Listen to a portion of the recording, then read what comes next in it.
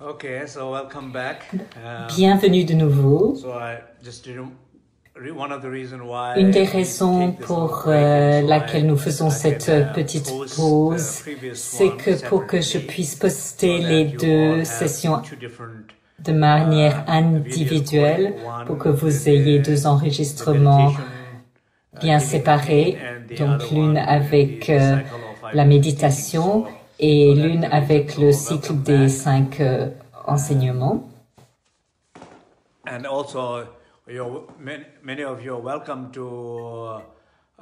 Vous êtes bienvenus aussi de me donner vos retours pendant cette session aussi. Comment était votre méditation avec votre douleur? Donc, en ce qui concerne la compréhension de l'enseignement, de la pratique et aussi tout ce que je raconte pour soutenir cela. Si vous pensez qu'on parle de ce qui est très important pour la longévité, pour le bien-être, c'est des bonnes connexions sociales et le fait que nous nous connectons avec la cybersangha, donc la cybersangha qui se connecte à travers l'espace cybernétique, c'est une connexion sociale pure qui amène plus de bien-être et de santé. Et parfois, les études, les médias amènent beaucoup de dépression, de choses néfastes pour les gens, au lieu de regarder les bonnes choses. Certaines personnes regardent les mauvaises choses dans les médias et cela procure de la jalousie. Et bien sûr, si vous vous comparez tout le temps avec d'autres personnes, si vous comparez pas dans les bons endroits, c'est bien sûr pas une bonne chose à comparer. Donc pour nous, c'est une grande opportunité de connexion sociale et j'espère que vous partagez vos expériences ici. Maintenant, les 5 sagesses. Tout d'abord, l'idée très simple de la sagesse, c'est la réalisation de soi, se connaître soi-même, la conscience de soi.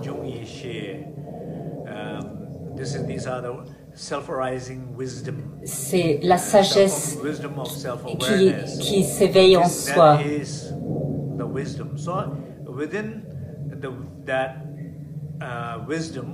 Dans cette sagesse de la connaissance de soi, il y a 5 caractéristiques de ces 5 sagesses. La connaissance de ces 5 sagesses, bien sûr, dans toutes les écoles, de Gelug, de Nyingma, de Kagyu, de Sakya, de Chonang, de toutes les écoles,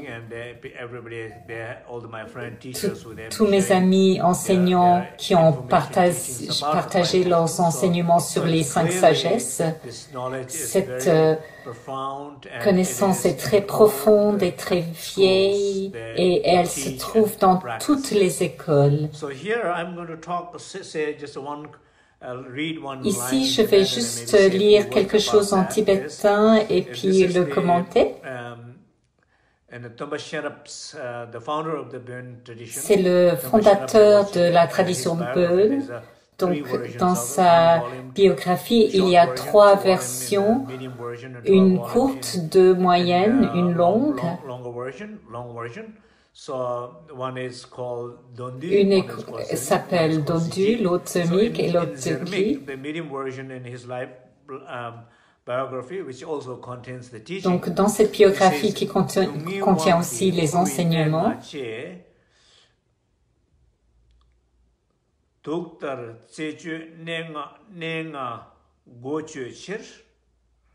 Rinpoché cite en tibétain. Les 5 poisons, l'ignorance, l'attachement, la colère, la jalousie et l'orgueil, donc les 5 poisons, 5 émotions négatives. Ces émotions négatives sont la cause de la souffrance du samsara. Et plutôt, lorsqu'on parlait de notre douleur, chaque maladie et probablement la douleur que vous ressentiez dans votre corps ou que vous ressentez encore est causée par l'ignorance. C'est une histoire un peu drôle. Pourquoi j'ai mal à l'épaule? Il y a 4 ou 5 années, j'ai eu un accident de vélo. J'ai chuté et j'ai luxé mon épaule. Je pense que c'est quelque chose qui a à voir avec cela et je me disais, qu'est-ce que cette épaule luxée a à voir avec mon ignorance ou mon ego ou quelque chose comme ça? Je me posais cette question et j'ai réalisé clairement qu'à ce moment précis où j'ai chuté, j'étais très enthousiaste, j'étais loin de ma conscience et là j'ai chuté. Et donc, à cet instant précis, j'allais vite, il y avait un sentiment d'orgueil, d'ego. J'ai perdu ma connexion avec ma conscience et j'ai chuté. Donc, je peux voir même que des situations comme ça sont connectées avec les émotions, avec l'ignorance. Donc, tout le samsara, les 5 royaumes de samsara sont connectés avec les 5 poisons et pour pouvoir lutter contre cela, la sagesse, c'est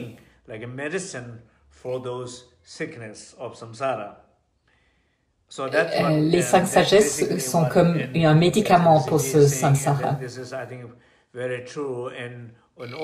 Et toutes les écoles disent la même chose.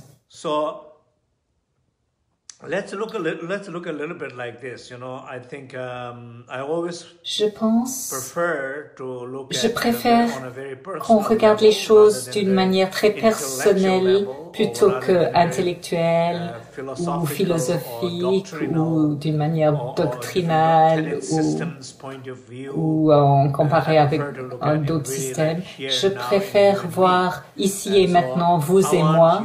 Donc j'aimerais que vous regardiez votre perception, une perception douloureuse de soi. C'est une manifestation courante de notre ignorance, donc une perception douloureuse de soi.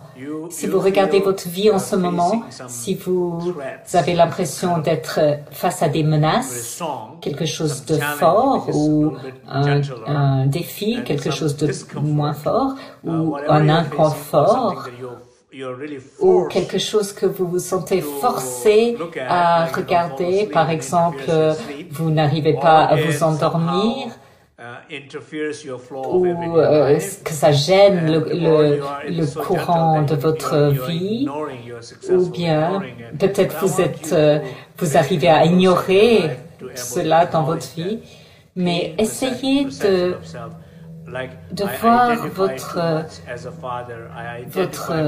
perception douloureuse de soi. Par exemple, je m'identifie trop en tant que père, en tant que mère, en tant qu'enseignant. Si vous identifiez trop à quelque chose, pourquoi je dis trop? Quand c'est trop, ça produit des conflits, de la douleur. Donc s'il y a conflit et douleur, il y a trop d'identité qui est en relation avec un rôle ou avec une responsabilité morale ou une obligation familiale, quoi que ce soit. Vous n'avez pas besoin de vous identifier autant à cette fonction ou à ce rôle. Parfois, le fait de ne pas vous en identifier trop, vous allez mieux pouvoir servir les autres dans ce rôle si vous vous en identifiez moins. Donc, ce rôle, c'est l'ignorance et l'opposé, ce sera la sagesse. Donc, ça, c'est quelque chose en relation avec la sagesse que j'aimerais que tout le monde regarde. Voici le texte du Changchu Jianju, un des cycles d'enseignement les plus grands de la tradition de Gueshe cite en tibétain,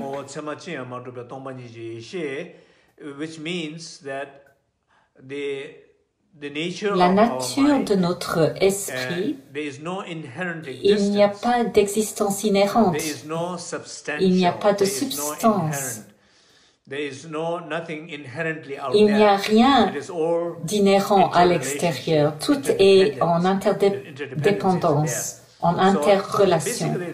Donc, ce n'est pas seulement votre esprit,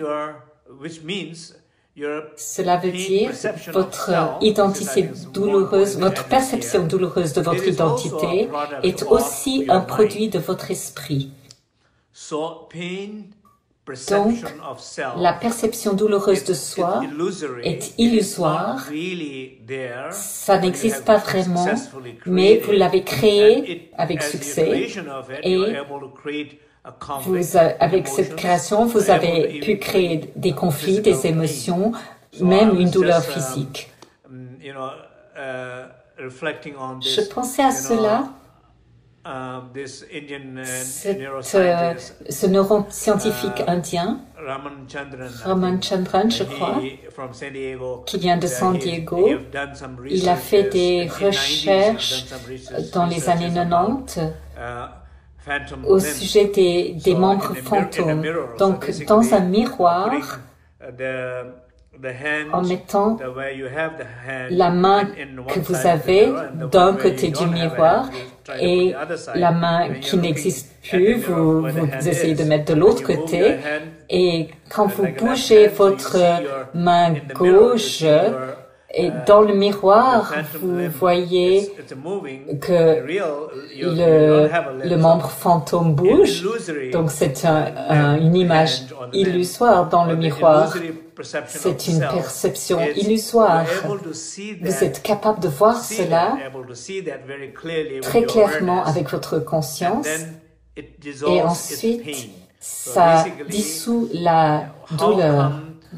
Donc, comment est-ce que la douleur peut disparaître dans un membre fantôme? Parce que vous êtes capable de voir la perception, l'aspect de cela dans le miroir à l'aide de votre main qui existe. Donc, ça amène des changements dans le cerveau. C'est quelque chose de similaire à une perception de l'identité douloureuse. Quand nous pensons à la sagesse, c'est la réalisation de soi, de connaître qui on est vraiment, et l'ignorance, c'est la projection de soi, qui vous croyez que vous êtes, mais vous n'êtes pas cela. Et toute la douleur, c'est un produit de ces 5 émotions négatives qui sont enracinées dans l'ignorance ou dans l'ego ou dans ce que j'appelle ici la perception de l'identité douloureuse. Donc, quand vous êtes capable d'être conscient de La sagesse de la vacuité, c'est de reconnaître la perception de l'identité douloureuse où l'ego n'est pas vraiment là. Bien sûr que c'est là, vous le percevez, vous l'avez créé, mais si vous êtes capable de le créer, vous êtes aussi capable de le déconstruire ou de le dissoudre ou de vous libérer de cela, parce que c'est comme une manifestation de cette source. C'est une création de cette perception de l'identité douloureuse. Donc la réalisation de ça peut éclaircir cette douleur. Donc vous pouvez voir que le travail sur la douleur et le travail sur cette idée que l'esprit n'existe pas de manière inhérente et la perception de l'identité douloureuse n'est pas là. Et le fait de réaliser que ce n'est pas là, ça s'appelle la sagesse de la vacuité. On va essayer de rendre ça plus simple. J'essaie de ne pas compliquer, mais parfois c'est un défi. Alors, qu'est-ce que c'est la sagesse de la vacuité? Dans la tradition Bön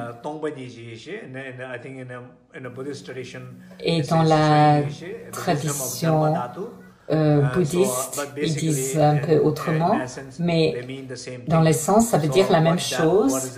Qu'est-ce que ça veut dire? C'est la réalisation de la vérité, réalisation de votre véritable soi ou réalisation de soi.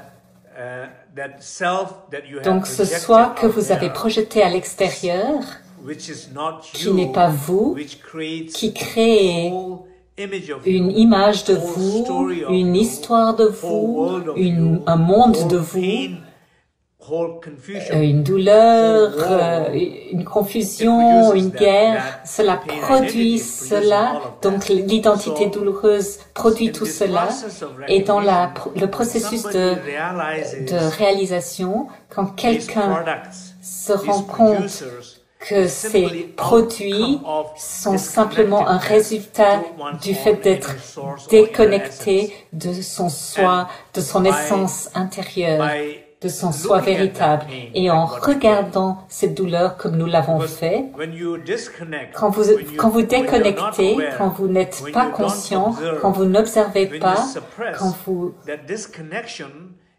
cette connexion, elle continue.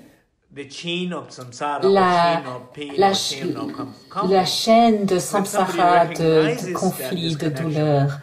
Quand quelqu'un amène de la conscience et reconnecte avec la source, et depuis cette conscience, et que vous vous adressez à une douleur physique ou une émotion négative ou même une maladie, cette conscience a la puissance d'éclaircir cela, car la conscience éclaircit le producteur de cette douleur ou de ce conflit.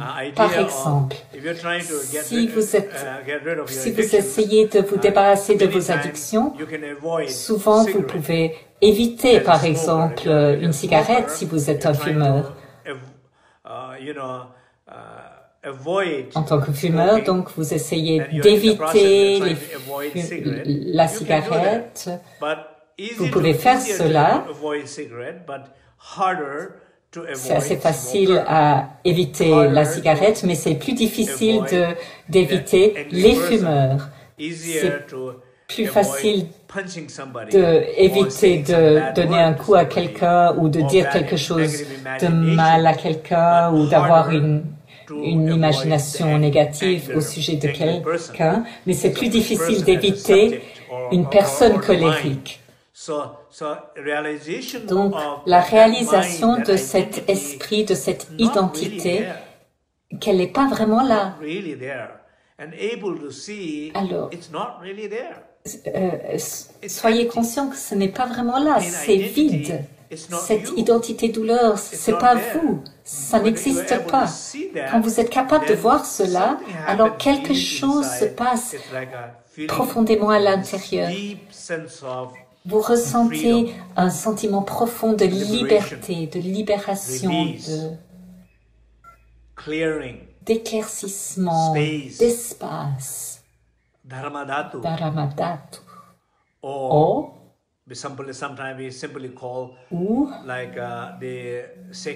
Ou l'espace intérieur sacré. Vous ressentez cela, ce sentiment profond d'espace, et pour un moment dans lequel vous pouvez, juste pour un moment, cette identité douloureuse, cette perception de soi se repose, s'éclaircit pour un moment, et vous ressentez que c'est clair, vous vous sentez libre de cela. Libre de cette identité douloureuse. Ce n'est plus vous n'êtes plus en train de saisir cette douleur. Ce n'est plus en train de nourrir cette douleur. Ce n'est plus en train de nourrir le conflit qui est un produit de votre esprit. Parce que, pour un moment, vous avez cette expérience de l'esprit spacieux, de l'esprit vide, ou le dharmadhatu de l'esprit.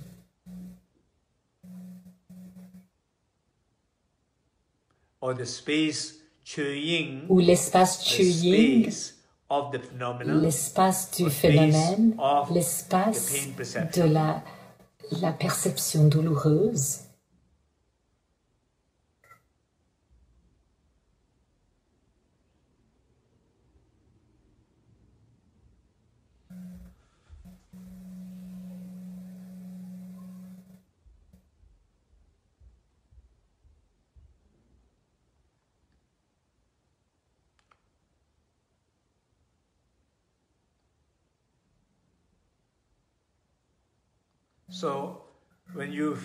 Lorsque vous ressentez, lorsque vous êtes conscient, lorsque vous reconnaissez cet espace dans votre esprit, cette vacuité dans votre esprit, cette absence de perception de l'identité douloureuse,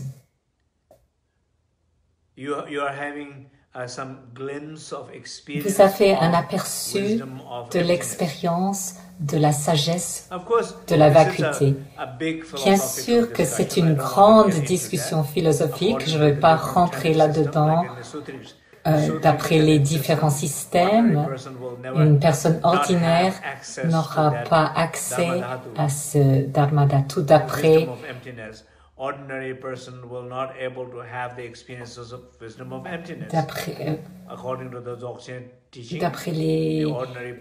l'enseignement Dzogchen, la personne ordinaire peut avoir accès à ces 5 sagesses ou quelque chose de très similaire.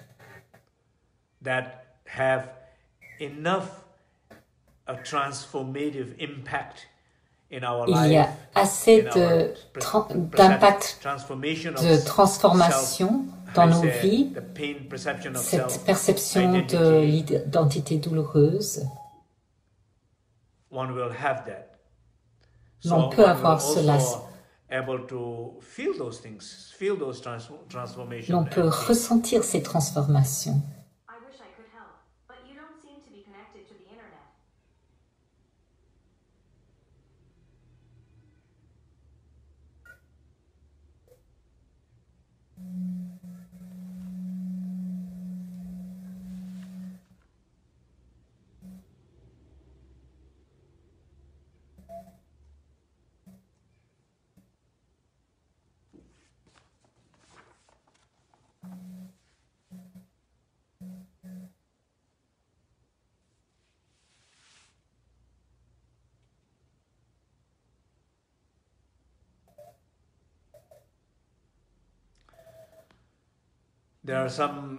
Il y a quelques informations. On les postera sur ma page.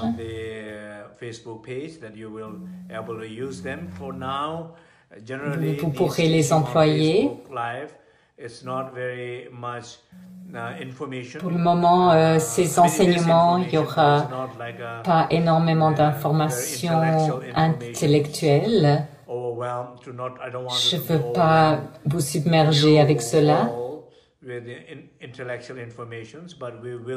mais on va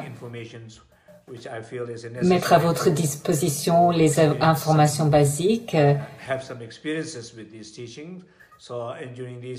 Donc, au cours de ces enseignements, ce sera plus expérientiel, mais ce que ça veut dire pour vous, pour moi, pour nous en ce moment dans nos vies, comment ça peut m'aider à guérir de ma douleur ou de prévenir ma douleur ou me guérir de ma maladie ou m'aider à gérer ma maladie ou même au moment de la mort, comment je peux avoir des expériences de conscience, ces aspects, un changeant de conscience, donc plus de compréhension de cela.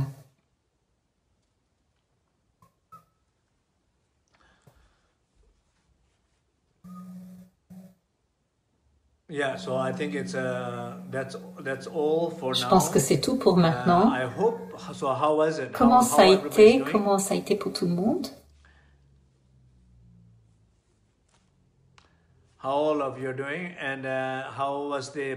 Comment ça a été avec la méditation d'avant? Comment ça a été avec cette session sur la sagesse de la vacuité? Si vous voulez, vous pouvez écrire en une phrase votre compréhension de ce que c'est la sagesse de la vacuité. C'est la magie de Facebook. Tout le monde peut faire ses commentaires en même temps. Personne interfère avec personne d'autre, donc c'est merveilleux.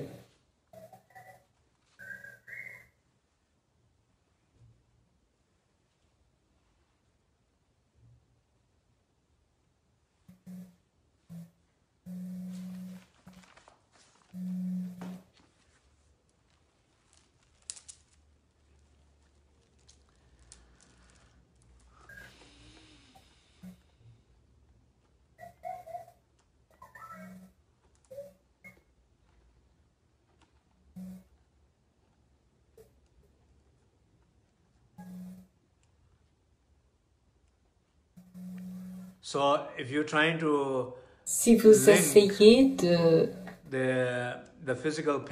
faire le lien entre la douleur physique, la douleur émotionnelle, avec cette sagesse particulière, on a dit que la conscience de l'esprit n'existe pas de manière inhérente. La conscience de la perception de l'identité douloureuse de soi n'existe pas de manière inhérente. Nous ne sommes pas cela. Nous créons cela, mais nous ne sommes pas cela.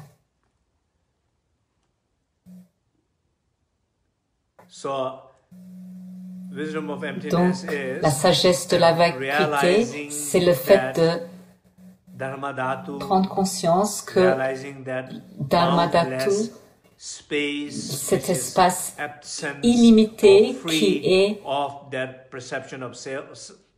l'absence de cette perception, qui est libre de cette perception de l'identité douloureuse, qui est le producteur de la douleur, des conflits, des 5 émotions négatives. Si vous n'êtes pas conscient de cet espace sacré, au moins à travers la douleur, à travers les conditions, vous essayez de reconnaître et de vous reconnecter à la source. C'est cela que nous essayons de faire. J'espère que cette pratique à travers la méditation et cet enseignement sur la sagesse de la vacuité. J'espère que vous voyez le lien entre les deux. J'aimerais entendre quel genre de lien vous voyez et comment ça se passe pour vous avec votre douleur. J'espère que vous m'écrirez tous et nous allons continuer pour les 5 prochaines semaines. Donc, je vous verrai tous la semaine prochaine. Merci beaucoup. Et j'espère que cette pratique vous aide. Merci, au revoir.